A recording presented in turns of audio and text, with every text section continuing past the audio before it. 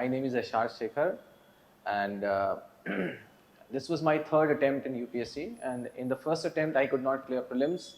In the second one, I reached the interview stage, and when I checked my marks, my geography score was 251. I scored 114 in paper 1 and 137 in paper 2, and I had missed the cutoff by around 13 marks. This year, I have scored around 306 marks in geography, 156 marks in paper 1 and 150 marks in paper 2. And during this phase of 7 and 8 months when I was preparing for my geography optional, I did do some things to improve my score because I believe that first of all I decided to focus more on geography because I realized that marks in optional can be very high if you work really hard for it. So I think my marks should give some essence as to the fact that geography is a very high scoring subject, because a lot of time we hear that okay, people are not getting good marks in it, and my rank is probably because of the fact that I've got such good scores in geography optional. So I'll be sharing a few tips. It will not be very detailed thing, but for detailed thing we can meet in future. So it will be a few tips and tricks that I did to improve my marks. In UPSC 2020 I had scored 251, which came out to be 114 plus 137 paper 1 and paper 2. And in this year I've got 306 marks, scoring 156 in paper 1 and 115 paper 2. So I'll be sharing about certain aspects of my preparation which changed this year, or which I emphasized more this year, which helped me to improve my marks by around 55, which helped me to improve my marks by around 55 marks. So and that helped me in getting the rank that I have today. So the first thing is last year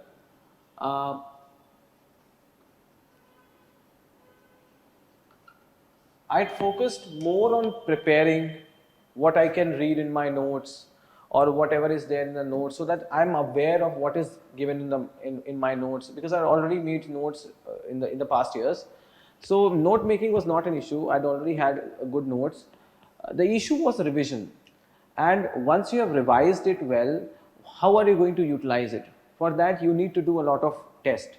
And one issue that arose last year was that, because it was probably my first attempt at UPSC, I failed to realize the importance of test series. And so I realized that once you take a test series, you can revise that same notes, I think 10 times, even I think not 10 times, but at least 4 or 5 times, and that would be more than sufficient for you to be able to generate enough command over your subject so that you are able to score easily above 135. So notes revision, I had revised it by at least 5-6 times, only because of test series, and I had written down 10 tests.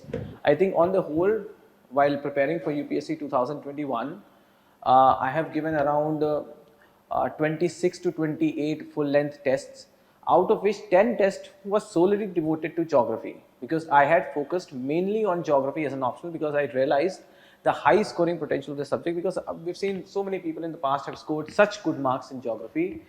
It's just that this general perception that has been created among certain people that geography is really not high scoring, I think it's not true to a great extent. Okay, so the first thing that we did was to make notes, and which I had already done in the past. The thing was to revise. And how did I revise it? You revise it by focusing your preparation around test series. And the second thing would be doing as many tests as possible. Doing as many tests as possible. I wrote around 10 tests, and out of which 5 were paper 1 and 5 were paper 2. out of which 4 were sectional and 1 was full length. Now I focus more on the sectional aspect because I wanted to improve certain specific areas. For example, in geography paper 1, I focus more on geomorphology aspect, and in paper 2 paper 2 I focused more on contemporary issues because they're usually very current based and gives you the scope, gives you ample opportunity to write different kind of content. Okay. The second thing would be integrating current affairs. And how do you do that? You integrate current affairs through the use of examples. And paper 2 gives you an opportunity to integrate current affairs through the use of case studies.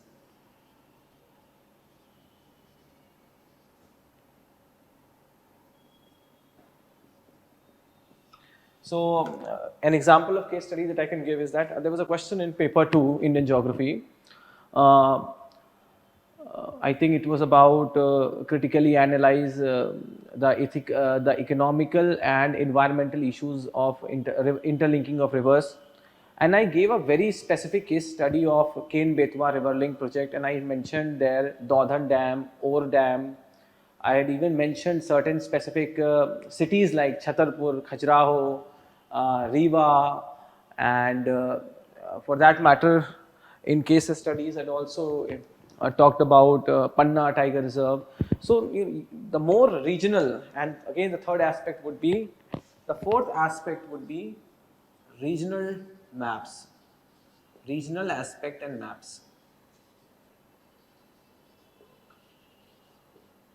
And I think this is one of the most important area that I think every aspirant who is coming from geography optional background needs to focus on, regional aspect. Now when we talk about regional aspect, I think it would be better to explain it with the help of an example. I think there was a question in paper 2, Indian Geography, discuss the distribution and production of different varieties of coal in India. So I remember that, once you are answering this question, a diagram becomes most important, because until unless you are using diagrams, you won't be able to show in which part of India you will be finding different types of coal. So for example, when I was talking about let's say uh, Gondwana type of coal, I did not simply drew the diagram of India like this.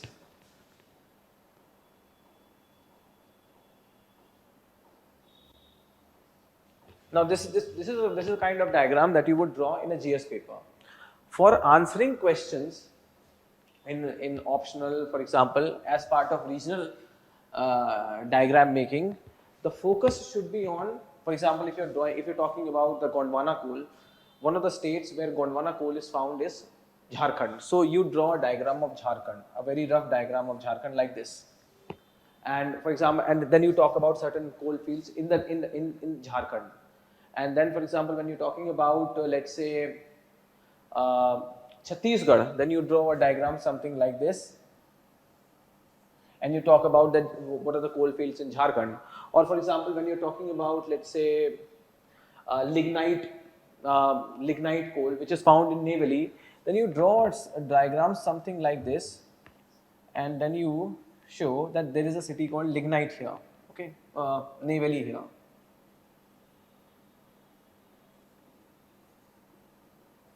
And for example, when you are mentioning a place like Umarsar, which is found in Gujarat, then you draw a diagram of Gujarat like this, and then you show a place that this is Umarsar. So now this will bring regional aspect to your diagram, and then you will be able to portray in greater depth and detail as to what you know about that issue, and you will be able to convey your point of view to the examiner or somebody who is checking your question paper more effectively. Another example that I can give you is that when a question was asked on industrial corridor in paper 2 Indian Geography, I drew the diagram of Delhi-Mumbai industrial corridor, and the diagram was like this. I took Delhi, then you take Mumbai,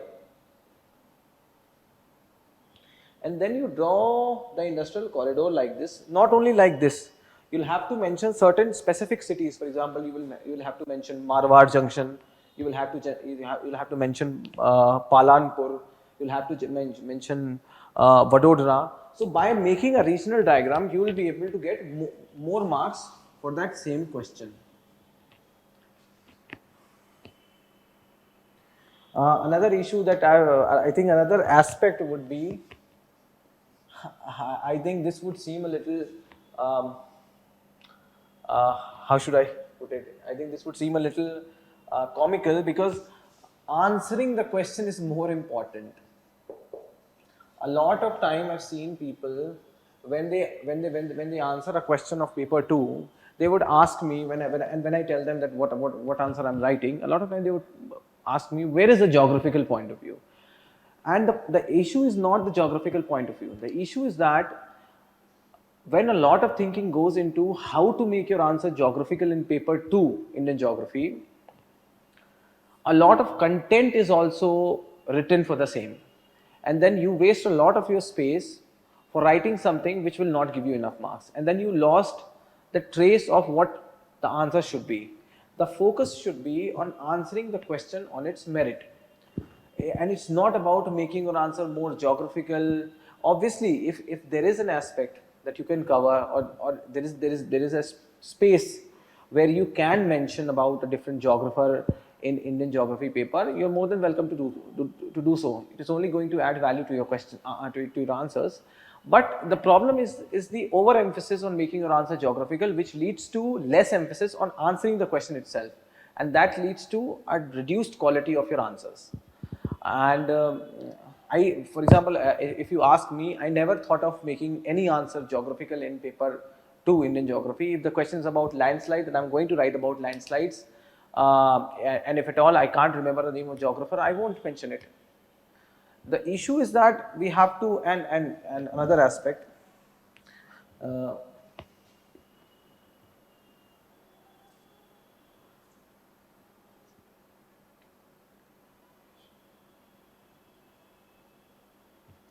now another aspect is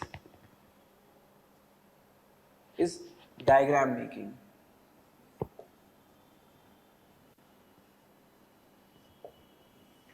Does every question require making diagrams? And a lot of times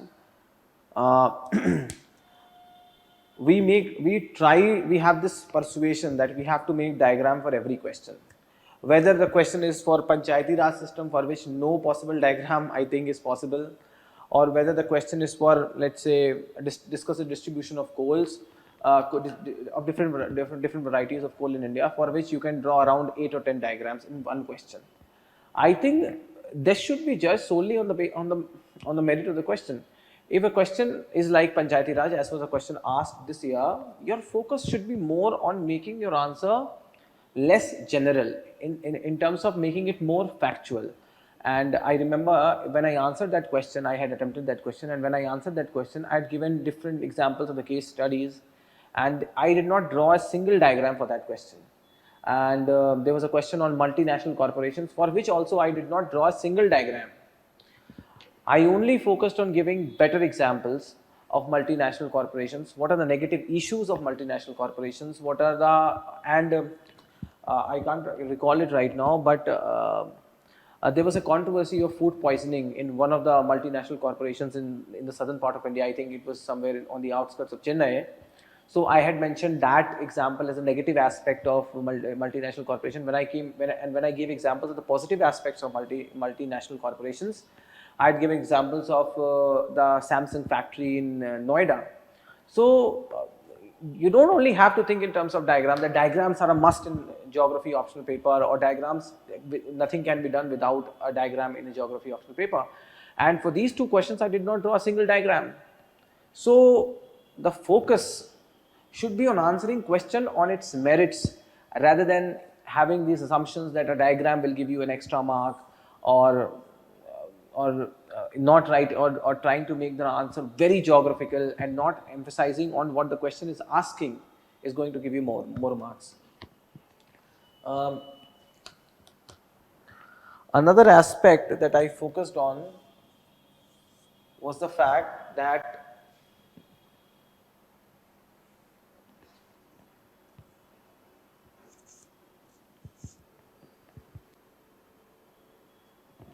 was on reading newspapers. And these reading newspapers have to complement with any other current affairs, popular current affairs magazine which are available in the market. You can choose any one which you like. The emphasis should be on revision rather than which you are choosing. Now, when it comes to reading newspaper, and this reading newspaper has to be complemented with writing more and more tests possible.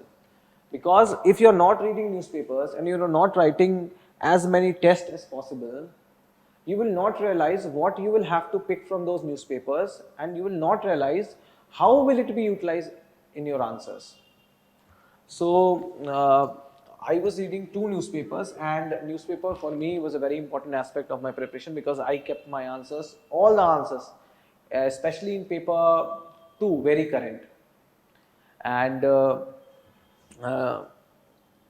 so I was reading Indian Express plus Mint, and these two newspapers cover so many aspects of India that paper 2 would be a cake of walk for you when it comes to giving different examples, and you don't have to make notes of these examples. You just have to study it very thoroughly. For example, I used to read newspapers for 3 hours, 1.5 hours for every newspaper, and this 3-hour session was a consolidated session between which I did not used to take any break, and this was a very important aspect of my preparation. The point is that once you're reading these newspapers very thoroughly, and when you're thinking and when you are thinking of how to write examples, this question will not arise in itself, because the moment you're writing as many tests as possible, and the moment you're trying to apply those examples from these newspapers into these tests, these examples will come very easily to you when you're writing those tests, and then you will realize how do you have to read these newspapers.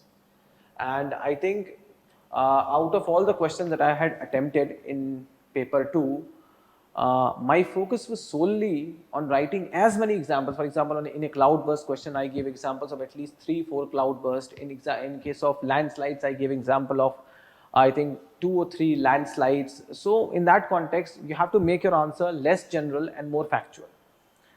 Now, when it comes to paper 1, how do you improve marks? Because I had scored 114 marks, 114 marks last year, and my marks improved to 156 this year.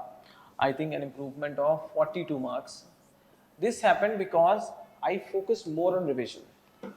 For Indian geography paper, your focus can be more on what is happening in the general environment, or what is happening, what is the general situation of the country, because the topics are so general that even if you know nothing, or even if you have read nothing about it, this, and even if you read just your general studies, you would know enough to write an answer, okay, which might not fetch you good enough marks, but you would know what to write. It is only certain amount of preparation that will prepare you for getting very good marks in paper 2.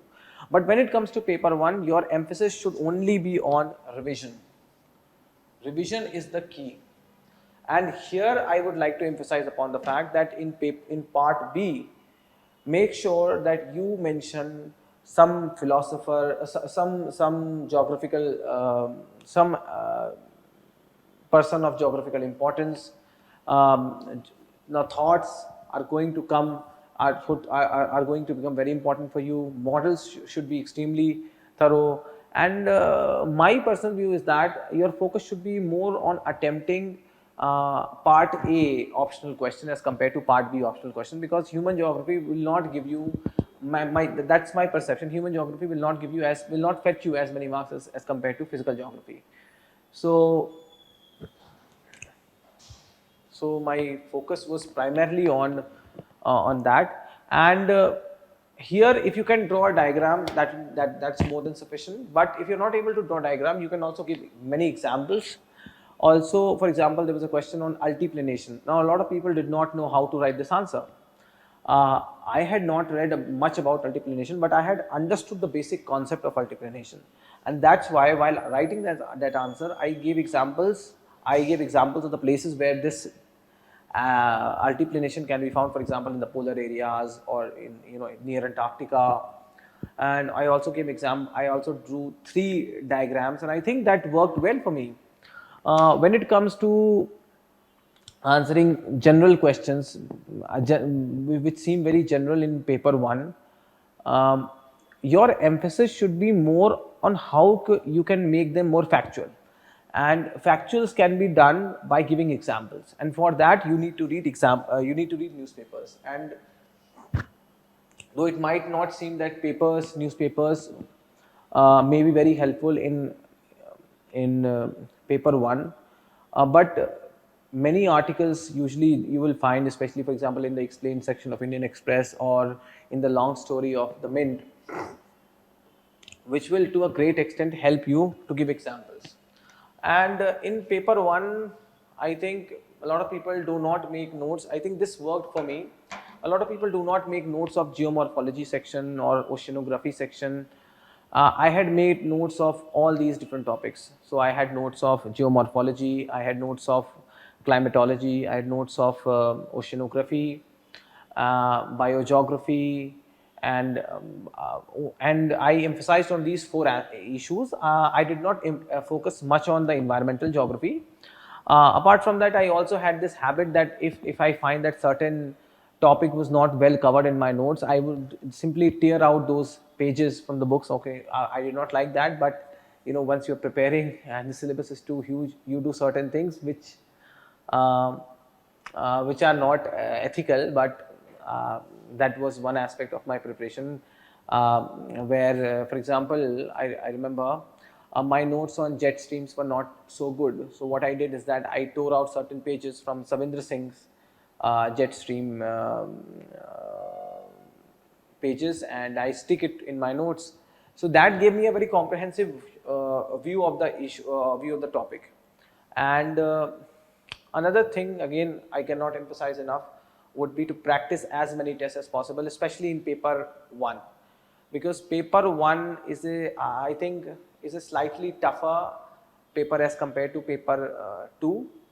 However, it is more scoreable than paper 2 because of the fact that they will ask you concepts in paper 1, and if you know those concepts well, you will get very good marks. For example, there was a question this time on welfare geographers. So if you know about those welfare geographers, there's hardly anything that can take your marks away from you. And for example, there was a question on plate tectonics and isostasy. If you know about these concepts in detail, then you will get very good marks out of 20. And similar is the case with other questions that have been asked in paper 1, which simply talked about the concept. For example, the gene pool question, the altiplanation question, the air mass question. All of these questions revolved around the basic concept which you had to understand and which you had to answer, and such questions will fetch very good marks. On the other hand, the paper 2, since it has a lot of general questions, now general questions, if somebody has written them in a very good manner, he will get very good marks. But generally it happens that since there is no specific concept involved in answering general questions, the average marks distribution would be slightly low. So I think a little more focus, I think that helped, that paid off for me, because I focused more on paper 1. Paper 2, I'd scored I think reasonably well in last year also, but I focused more on writing examples, case studies, and writing more tests, drawing more diagrams. And when I say diagrams, I had actually drawn very few diagrams in my first attempt, even where it was necessary. So these things worked for me. So in brief, I can say for paper 1, I think revision and writing as many tests is very important, because having good understanding of concepts in paper 1 is very important. If you know your concepts well, you will score very good. And again, integrating current affairs, using case studies, examples, and answering in regional aspect becomes very important. And doing as many tests also becomes very important. Apart from that, paper 2 is more a test of your general abilities. Use all the sources available in the world. Use newspapers, current affairs magazines, internet, YouTube videos, anywhere you can find information to write answers in paper 2 by giving examples, case studies and regional aspect and map. If you are able to integrate regional aspect in your answers, again I'll give you an example. The question was about Mumbai-Bangalore industrial corridor. You have to write the characteristics of Mumbai-Bangalore industrial corridor. किसी को नहीं पता होता है. Nobody knows the exact cities which lie on the Mumbai-Bangalore industrial corridor. But if you are drawing a diagram of industrial corridor, you have to draw it like this. You have drawn the map of South India. Then you will show that, okay, that this is Mumbai. And this is Bengaluru. And then you have to show it like this. Okay, now this is the Mumbai-Bangalore industrial corridor. You have to make it more regional. For that, you will add cities. Like for example, add Pune, add Dharwad. No, Pune a lot of people will know. But Dharwad, writing Dharwad or knowing about Dharwad will give your answer a very will give somebody who is checking your question answers a very good impression of your understanding of the regional dynamics at play. And then you will mention, like, let's say Tumkur. So now by mentioning these two cities, you have made your answer very regional. And then you show other things like what are the important industrial areas around the cities, or what are the important growing hubs of industries around this region which will be held by this industrial corridor. So again, regional aspect becomes very important, answering the questions becomes very important, and diagram making only when it is required in the questions and not forcing it on to the question becomes very important. And I think if you do these aspects well, I think you'll be able to score very good marks.